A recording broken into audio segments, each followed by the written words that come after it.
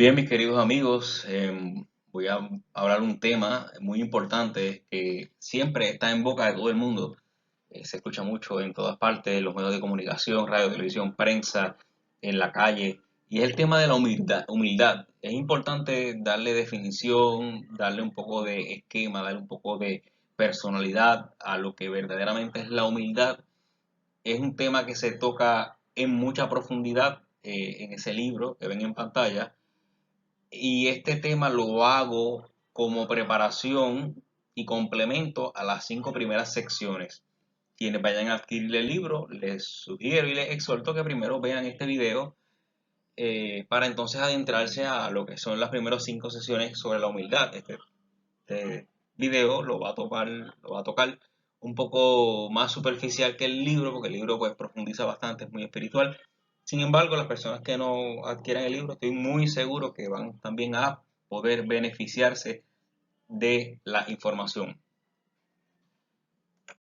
Según el diccionario de la Real Academia Española, ellos definen la humildad como una virtud que consiste en el conocimiento de las propias limitaciones y debilidades y en obrar de acuerdo con este conocimiento. Bajeza de nacimiento de nuestra especie o de cualquier otra especie. Básicamente esa es la definición que ellos dan. Ellos simplemente se limitan a que uno conoce las propias limitaciones, uno conoce esas limitaciones y uno obra de acuerdo a ese conocimiento. O sea, no creerse más de lo que uno es. La etimología de la palabra humildad es muy importante poder conocerla y definirla, porque de ahí es donde uno parte, de dónde viene esa palabra, cómo se creó, cómo se genera. Y viene del latín humilitas, que se deriva en dos palabras: humus, que significa tierra, y el sufijo itas, que significa cualidad de ser. Tenemos entonces que la etimología de la palabra humildad nos habla de la cualidad que tiene la persona de verse a sí mismo como tierra. ¿Como tierra ante quién? Obviamente ante un ser superior. Si le seguimos el rastro y seguimos buscando etimologías a humilitas, que es humildad, pues veremos que proviene de la palabra humilis, que es humilde. Y la persona humilde, escuchen esto bien para que podamos ver lo que es la humildad según la etimología. La persona humilde es la persona que es susceptible a ejercer el verbo humillare, que significa humillarse, que es postrarse en tierra reconociendo su propia bajeza ante un ser superior.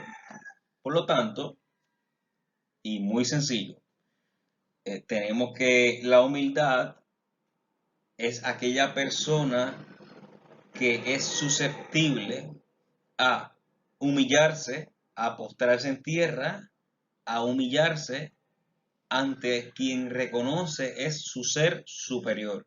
De ahí parte la etimología de la palabra humildad.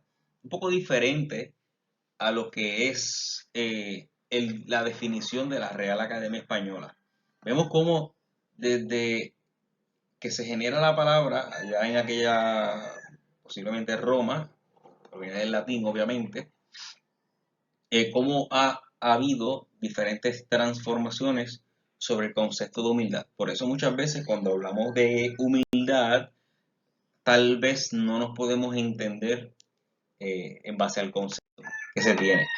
Obviamente, quienes hablan mucho de la humildad en este hemisferio, pues es el cristianismo, y según la doctrina cristiana, la humildad es la actitud virtuosa que se debe observar ante Dios, ante su superioridad y perfección, y en plena conciencia de que ha sido Él quien ha concedido la gracia de la existencia. O sea, una persona humilde parte, el punto de partida es de que mi existencia se la debo a Dios, a ese es el supremo del que se hablaba en la etimología de la palabra, y partiendo de ahí, pues reconociendo eso, que soy un ser creado por la divinidad, pues surge y comienza una actitud que es virtuosa, una virtud.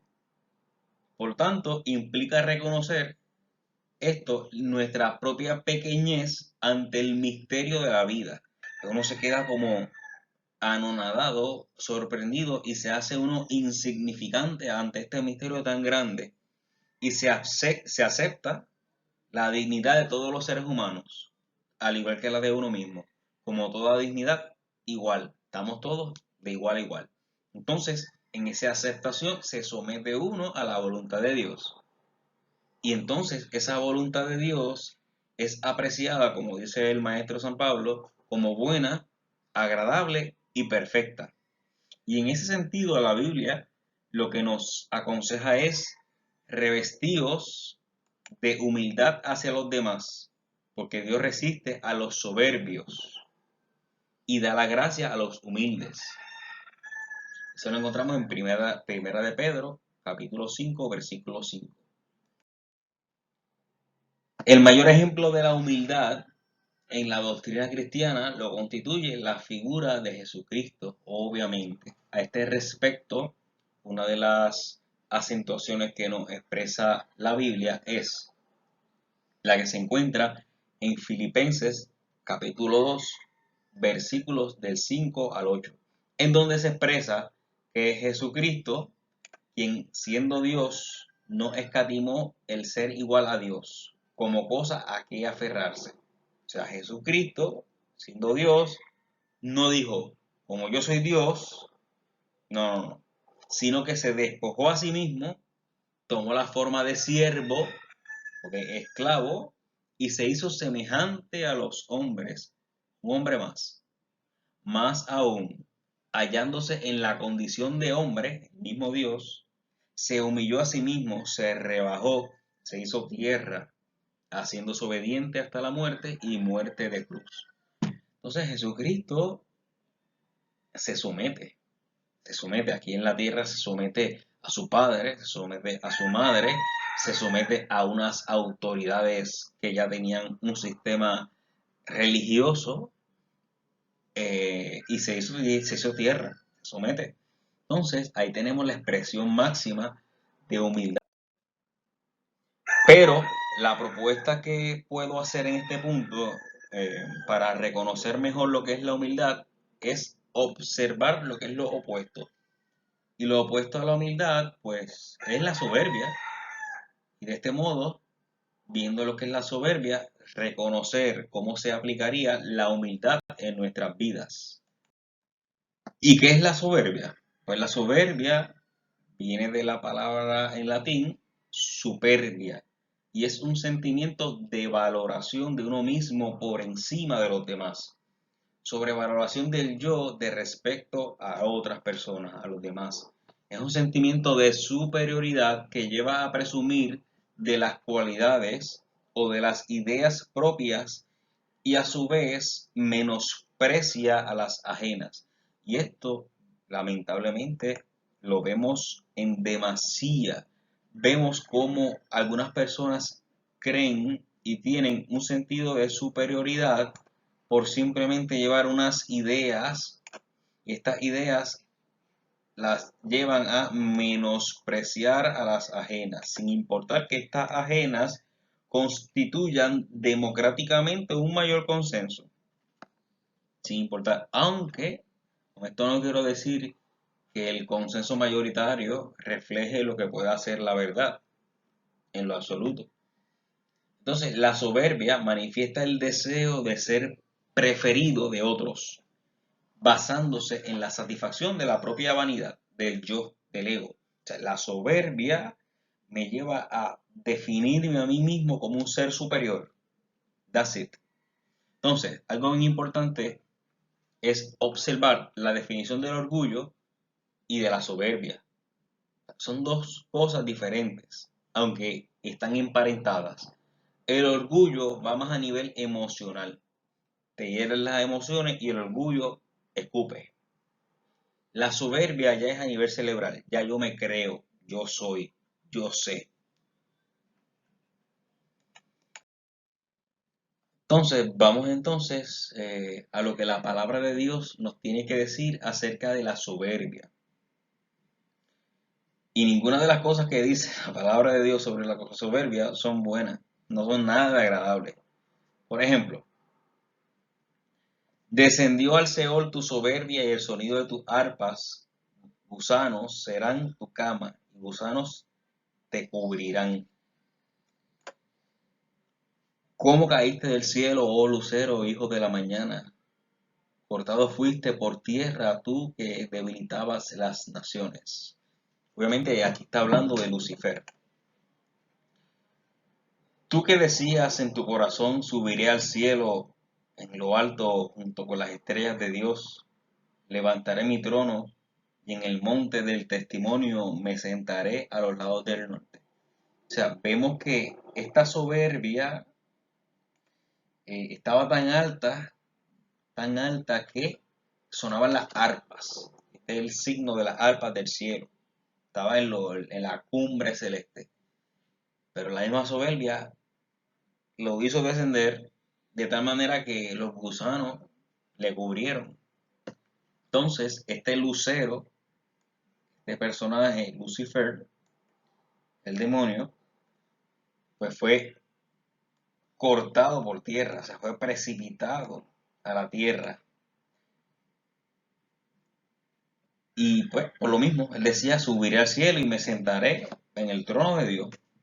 Entonces, ahí vemos lo contrario, mientras que la humildad es postrarse ante el trono de Dios, la soberbia es exaltarse a sí mismo como un Dios, verse a sí mismo como un Dios o superior al Dios.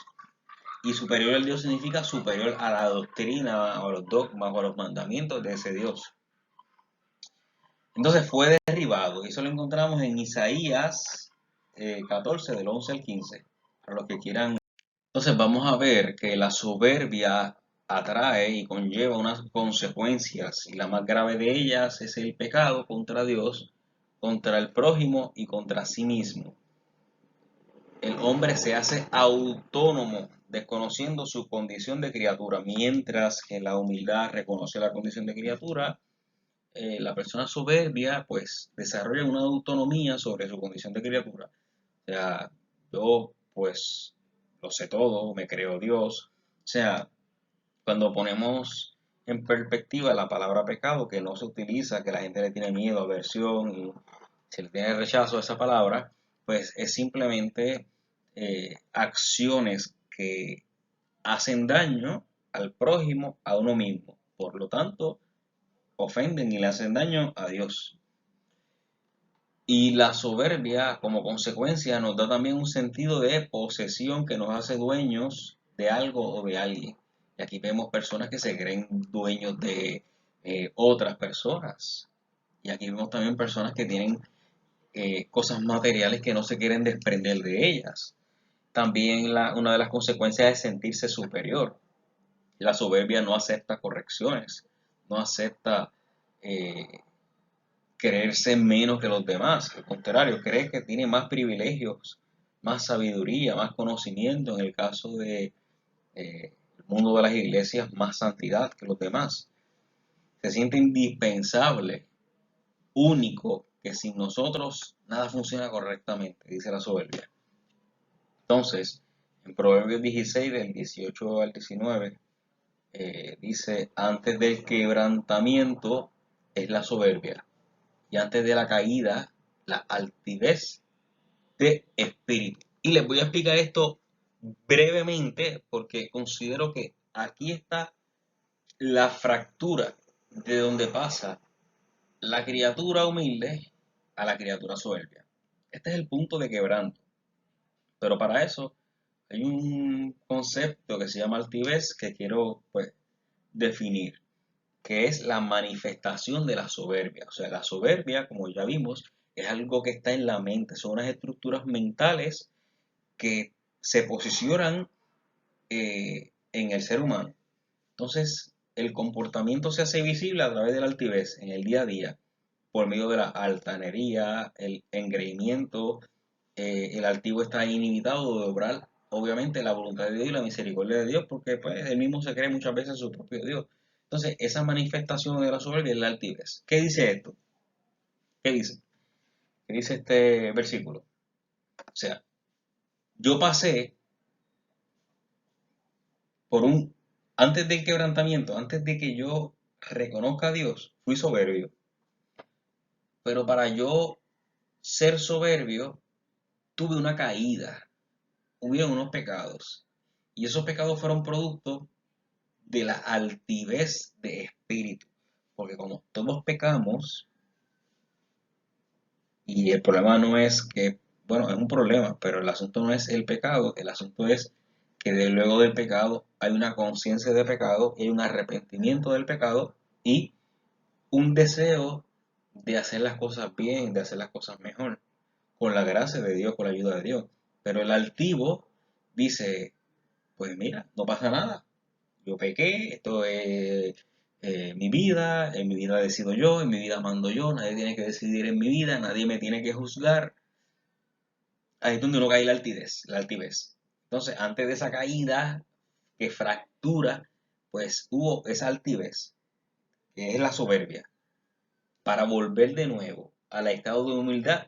Dice aquí que tiene que haber un quebrantamiento, el quebrantamiento del espíritu, que es cuando se quebranta esa soberbia, esa altivez, y la persona entra a veces en un llanto que ni se explica por qué viene. Y entonces en ese quebrantamiento de espíritu, muy poco se habla del quebrantamiento de espíritu, muy poco se habla del arrepentimiento, mucho y en demasía se habla de la misericordia de Dios, pero la misericordia de Dios es a través de este quebrantamiento y de este sentirse pecador, sin estas cualidades previas. Lo siento, pero ¿cómo le vas a pedir perdón a Dios? ¿Será genuino ese perdón? Pues dice la Biblia que hay que tener un quebrantamiento para que ese perdón sea genuino. Y ese quebrantamiento te va a llevar por el camino de la humildad. De lo contrario, de negar así ese quebrantamiento, pues estamos en la soberbia y en la altivez. Qué bueno que están los versículos bíblicos que nos sustentan ante estas olas que nos inundan la mente y nos confunden en muchas ocasiones. Sí, entonces, em, todo esto obviamente trae consecuencias. La altivez, la soberbia, incluso la humildad trae consecuencias. Entonces vamos a ver qué consecuencias genera la conducta del altivo y del soberbio, no solamente en sí mismo, porque ya lo vimos, sino en toda la generación, en la sociedad en particular. Cuando hay toda una generación que se vuelve soberbio, que se vuelve altivo, pues las cualidades principales son estas.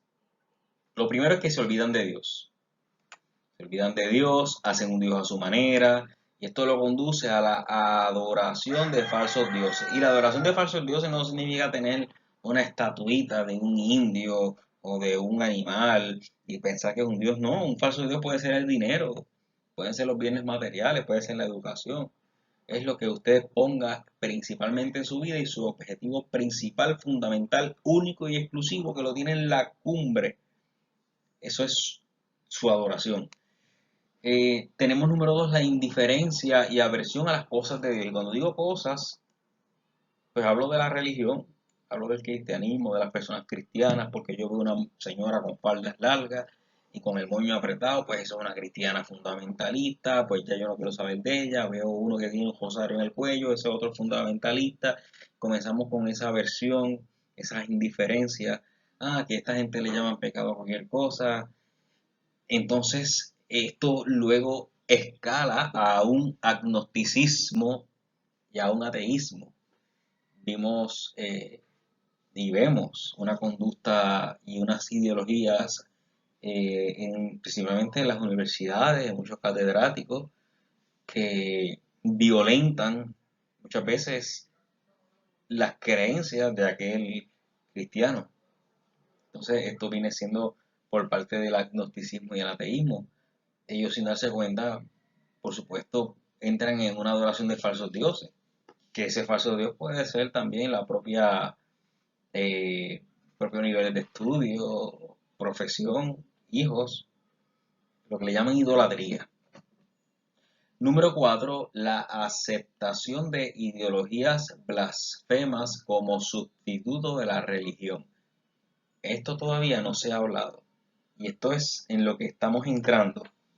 Nosotros como sociedad, en este punto, según mi visión, estamos entrando en la implementación, en la aceptación, en el lavado de cerebro de la sociedad de ideologías blasfemas. No se entienden como blasfemas porque ya se perdió el concepto de Dios, ya se es indiferente al concepto de Dios o ya se tiene una aversión, ya no se cree en lo absoluto en ese concepto, ya son cosas de viejos, de ancianos, retrógradas, que cuando se mueran estas generaciones ya eso no va a existir. Entonces, estas ideologías blasfemas son religiones y serán las futuras religiones en lo que va a ser lo opuesto a Dios. Y sin ningún tipo de temor lo podemos decir abiertamente, pero esto sería, no sería especulación, sería un tema muy complejo y muy amplio para tratar, pero para que tengan un pie forzado, podemos ahí ver el luciferismo, satanismo, sincretismo. Esos son ideologías blasfemas que se están implementando, implantando incluso la exaltación, que es la número 5, que es la número 5, que es el endioseamiento propio, que es la exaltación de sí mismo como un propio Dios. Yo soy mi propio Dios, Dios está en todas partes.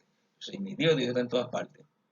Entonces, nosotros estamos entrando, y yo creo que ya estamos. Lo que pasa es que muchas personas no se han dado cuenta. En esa cuarta y en esa quinta consecuencia de una generación total y completa que se ha vuelto soberbia. Total y completa no me significa el 100%. Siempre hay un pequeño remanente y eso la Biblia lo especifica muy bien.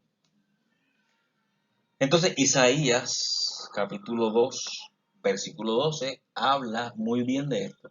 Dice, porque el día del Señor de los ejércitos vendrá contra todo el que es soberbio y altivo, contra todo el que se ha ensalzado, y será esa persona abatida.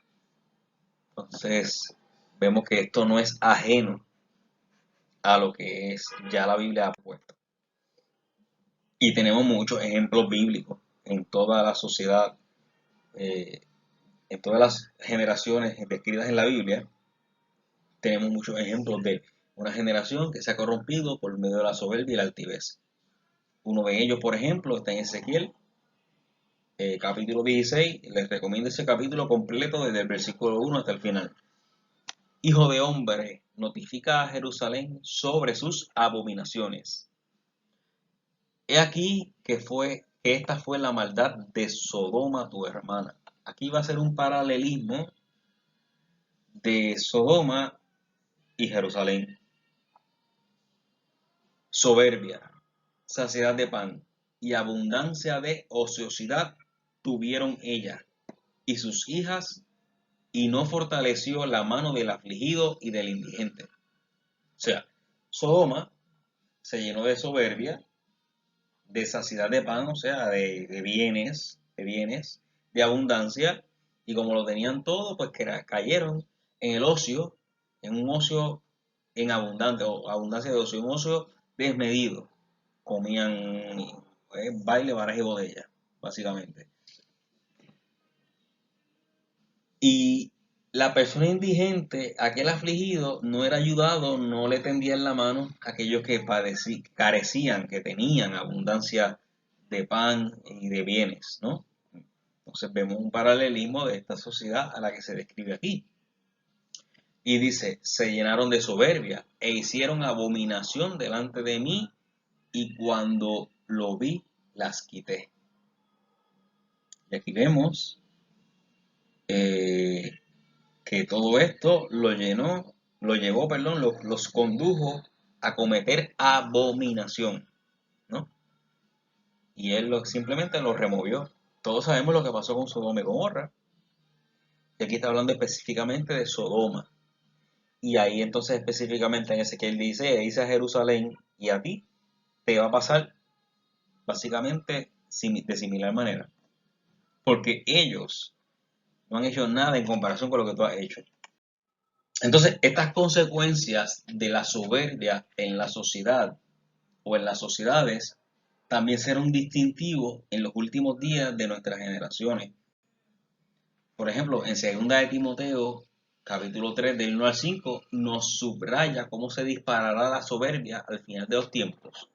Y obviamente es lógico, porque quien reina es el príncipe de las tinieblas, aquel lucero caído por soberbio.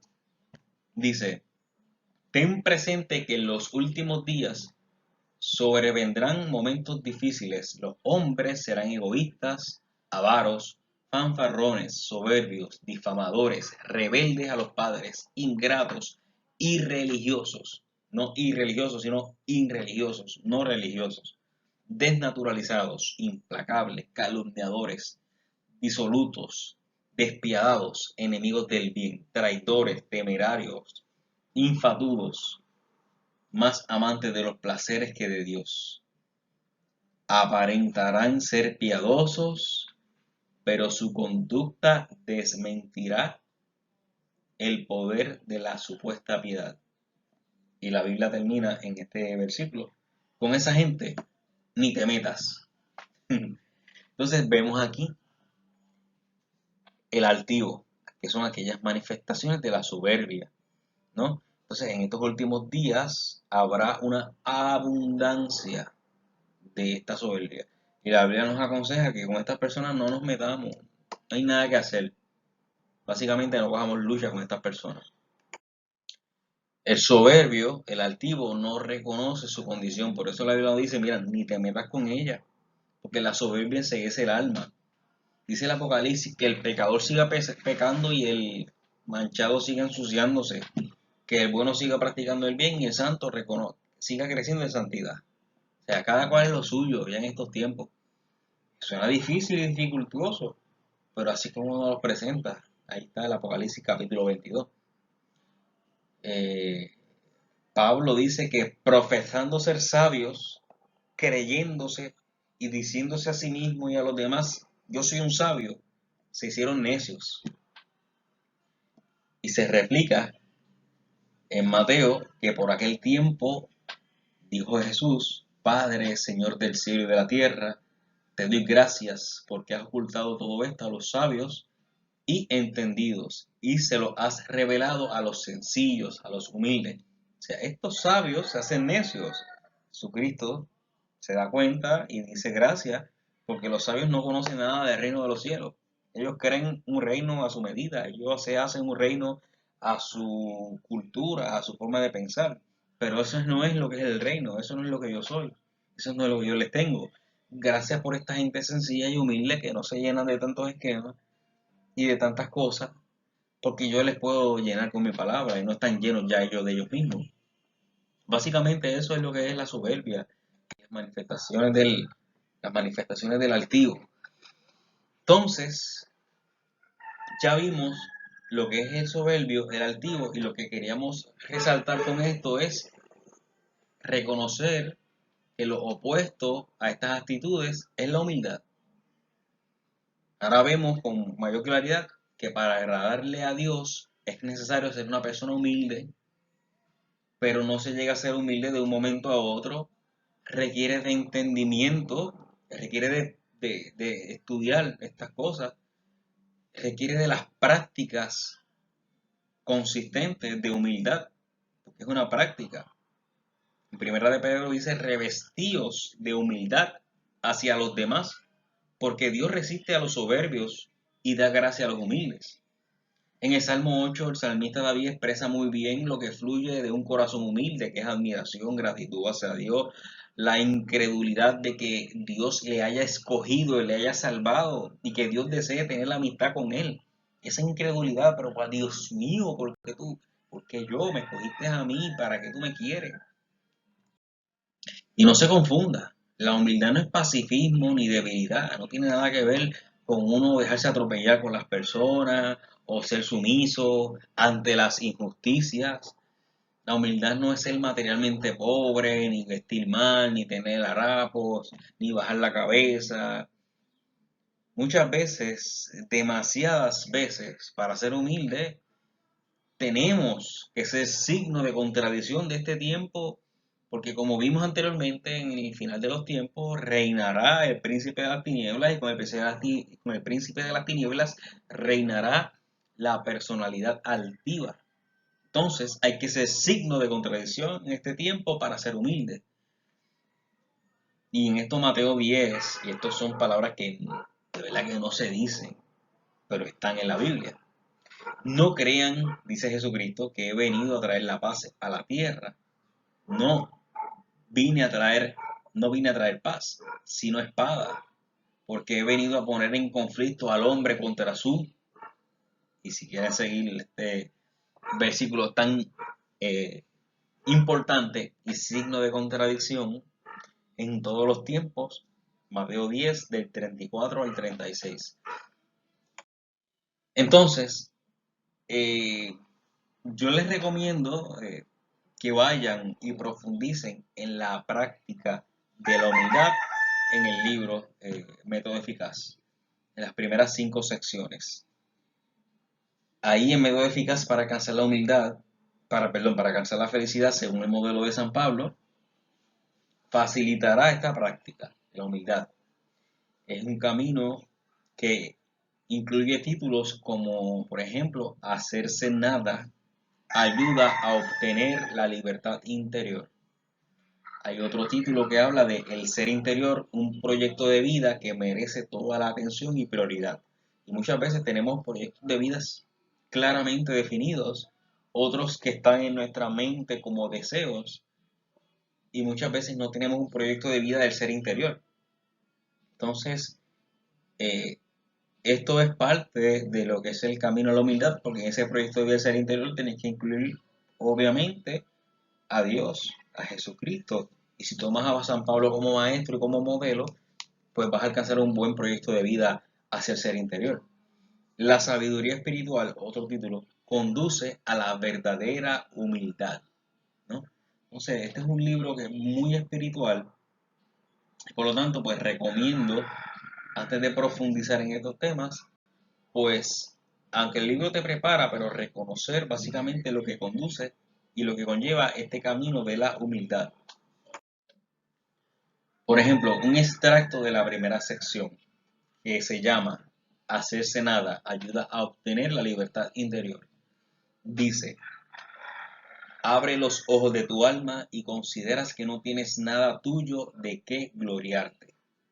Tuyo solo tienes al pecado, la debilidad y la miseria.